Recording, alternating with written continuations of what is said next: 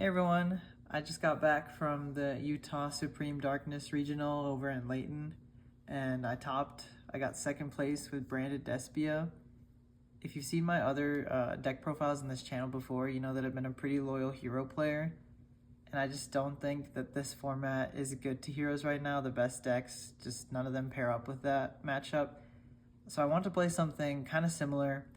You know, this is a fusion deck, it's pretty complex. But I think Brandon just has a pretty good spot in the meta right now. Like, you have a pretty decent Ryzeal matchup, and you have like an especially good Blue Eyes matchup. I think that favors this deck. But yeah, I'm just really happy with this deck, and I thought it performed super well. A couple shout outs before we get into it. Shout out to all the Utah Yu-Gi-Oh homies. You know, they all helped me get better. Shout out to Game Den for hosting a good tournament. And shout out to my girlfriend Gabby for getting me back into Yu-Gi-Oh a couple years ago now. And you can follow her art page at Goob's Art. But yeah, I don't think there's anything else to say. So let's hop into the deck profile. I was playing 50 cards in the main deck, and I'll run through the engine first. Yeah, I'll start with the main deck monsters. So 3 Fallen of Albaz, 3 Alibur, and 2 Cartesia. I only felt like you needed 2 Cartesia. I never felt like you needed the third one. And yeah, those are your engine requirements. I played 2 Albion. This list is inspired by Darwin's 9-1, I think, UK Open run. And so, just so you know, I am running the main deck Idol Lock. I think that is the best strategy you have going first. And it's also pretty decent going second because, you know, the meta decks right now aren't making super wide boards, so you're able to crack people's boards by going second with just engine with this deck. And so when you do that and you set up the idle lock, if it's guaranteed win, right? So 2 Albion, I only felt like you needed 2. And then the Bestial package, 1 Lebellion, 1 Magnemite, and 1 Soraneer. And then, like I said, I'm running the idle lock. I'm playing 1 Mercurier, 1 Quem, 1 Kit, 1 Tragedy, and 1 Ad Libitum. These two, some people play at multiple copies. I only felt like you ever needed 1 of each. One of the main problems with this deck I found in my testing is just bricking, and having multiple Quem and multiple Mercurier can contribute to that. And technically so does having, you know, the Ad Lib and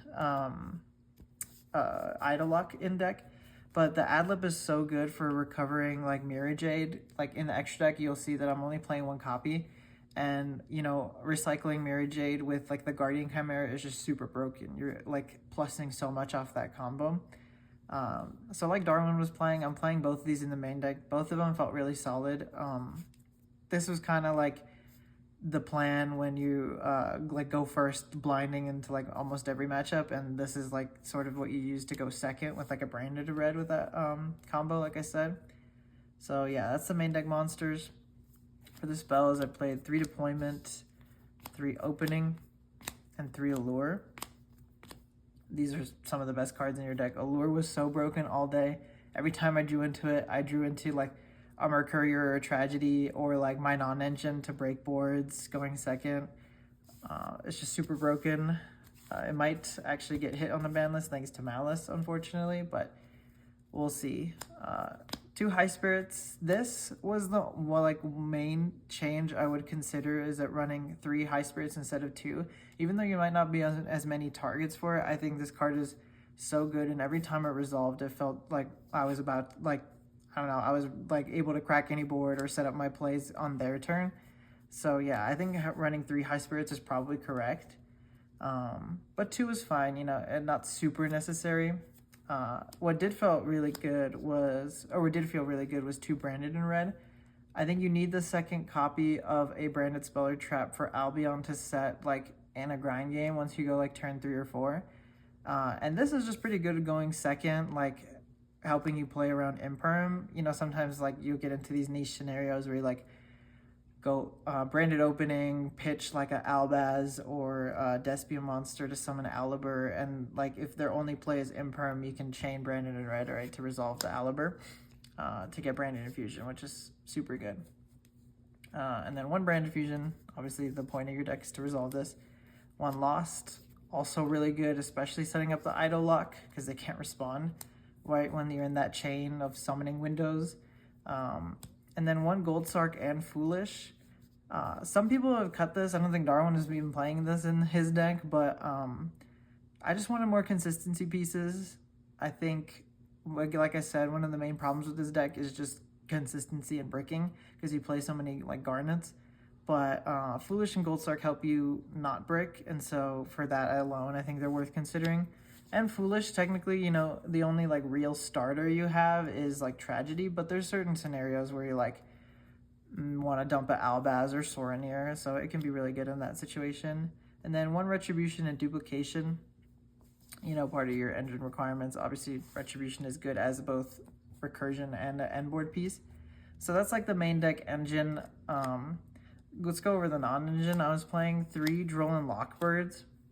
I don't have access to Fuelos, so this was the next best thing in my opinion. Droll is super good in this meta right now because it's really good against like Pure Ryzeal. It's really good against Mermail. It's good against Blue Eyes. It's good against like basically every rogue, and it's a spellcaster, so it's especially good for us going first, you know, if we need to play off of High Spirits, because you can send the Grag and then get your plays going. And then 3 Super Poly, 3 Thrusts, some of your best non-engine, probably the best non-engine in this deck. Obviously Super Poly is super broken going into Blue Eyes and the Blue Eyes meta. And then the last pieces of non-engine I played was 2 Talents and 1 Called By. Double Talents was fine. You know, this card's kind of weird. It's like sometimes you want to see it in your hand always going first, sometimes you don't. You never want to like draw into the second copy, for, you know, example. But these are your cards to play around hand traps, and I thought they were really good. They were really solid all day. So yeah, that's the main deck. I'm playing 50 cards, like I said. Let's go over the extra deck here. I'm playing 15, obviously. Got my tokens. I played 1 Chaos, Star Source from Perskinion. I have them in like order of rarity, you'll see, but super good in the Blue Eyes matchup. Really good right now to help you play around like targeted extra deck in the graveyard, you know, like an Eclipse Twin or even like a Fiendsmith card. You can pop them out. I didn't regret playing that. 1 Libellion, Titaniclad, and Mirajade.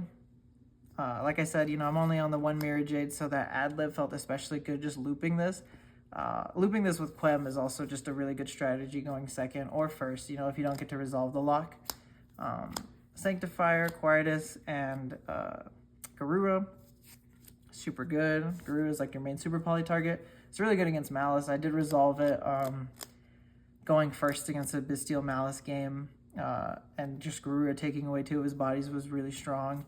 2 Albion and 2 Grag.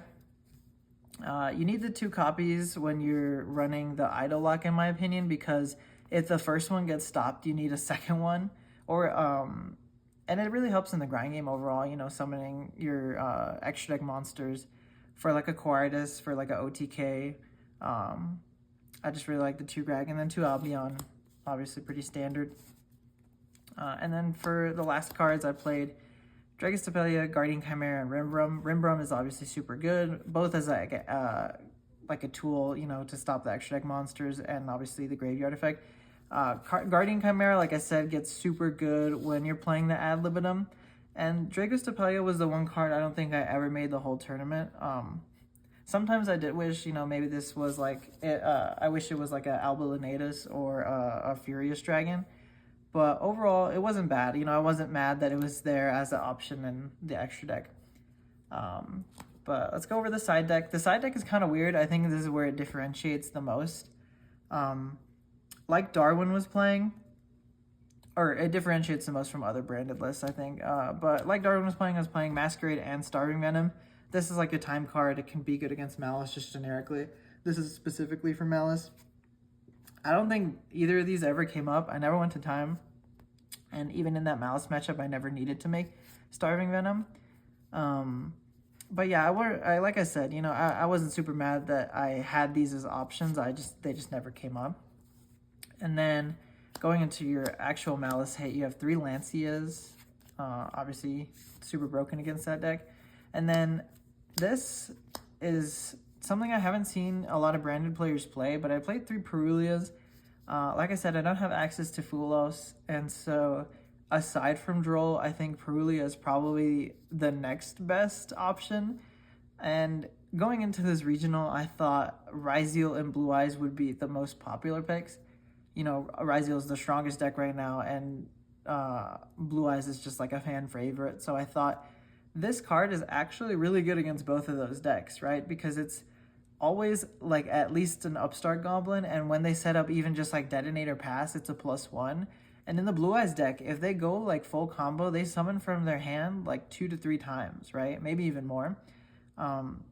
So this becomes like a pot of greed. And so this card was broken all day. Actually, my round 1 opponent was on the White Forest Azamina, and this plus, so I think I plus like 2 or 3, and some of those cards were Allure, which kept keeping me plus, right? So this was broken. Every time I drew it and resolved it, I thought there's just no way I'm losing this game going second, right?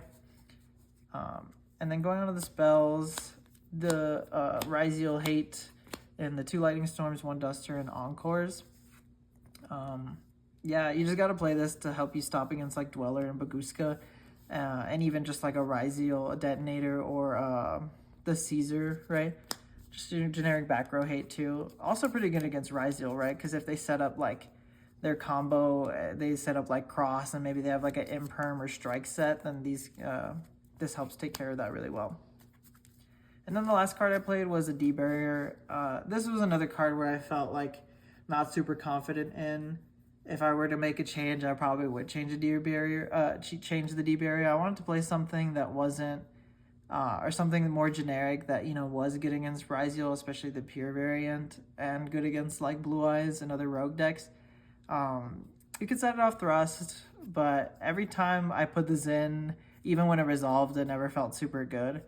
I think probably something like a Black Goat Laughs or a Sanctum for like a extra copy of Lancia, or like a Karma Cannon would probably be better. But yeah, overall the deck was pretty good. I'm happy with my performance. I think I played pretty well despite being kind of newer to Branded. And I can run through my matchups real quick. I'll probably have them on screen right now. But round 1 I played against White Forest Azamina. Round 2 was against Melodious, and a very funny story with that is that you'll see that Forbidden Droplet is nowhere in my deck list, and that's because round 2 I got a random deck check, and the deck list I registered did not have Droplet in it anywhere. So I was like, oh shoot, like what do I do, right? The head judge said that I just can't play Droplet in my deck, so you know, instead of the 52 cards I was originally playing, I just stick to the 50. And Droplet is in there for, or was in there for that Abyss Dweller Baguska play, right? Because if Ryzeal goes first and they see how many how many cards are in your deck, right? They'll be like, how many cards are you playing? I'll say 50 or 50 plus, right? They'll just blind make Dweller or Baguska because there's a pretty good shot it's good against our deck, and obviously both of those cards are really good against our deck. But anyways, I got the deck check. I got a game 1 loss against that Melodious matchup, and I just couldn't play Droplet anymore. But game 2, I managed to idle lock him, and then game 3, fortunately, he kind of braked, and I opened my board breakers, so like I just dusted all his back row and then like OTK'd him, right? Round 3 was against the Malice Bestial player, and yeah, it's a pretty tough matchup overall, but thankfully he didn't open too many Bestials, which I think especially is the tough part of against going against Malice, right? The Bestials are a good engine for them and super good against our deck. But I also got to idle locking game 3, and in that game specifically, I remember setting a Branded Retribution, which is really good when you're setting up the idle lock, because again, if their predominant way to stop you is with Bestials, then Retribution can get rid of them.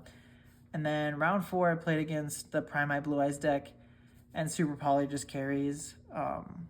Star Source just like wipes their whole board, and then you can pop the True Light, right, to pop more cards.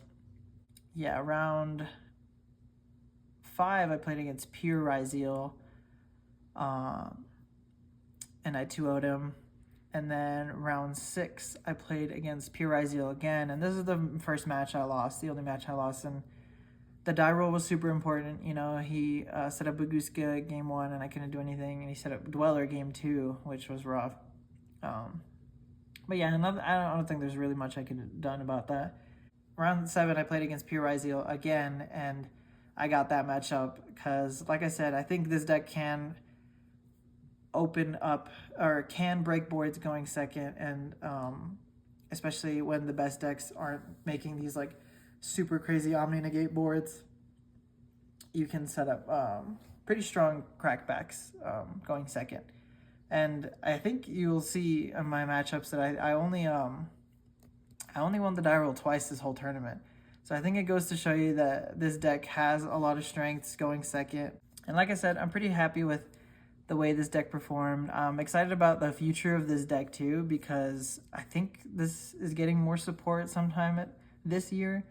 And later on, when we get like the next deck building pack, the Dragon Tail cards is another fusion deck that can use branded cards in it. So I'm pretty excited for the future of Branded. We'll see where this goes. But yeah, that's my deck profile. Thank you so much for watching. Let me know what you think in the comments below.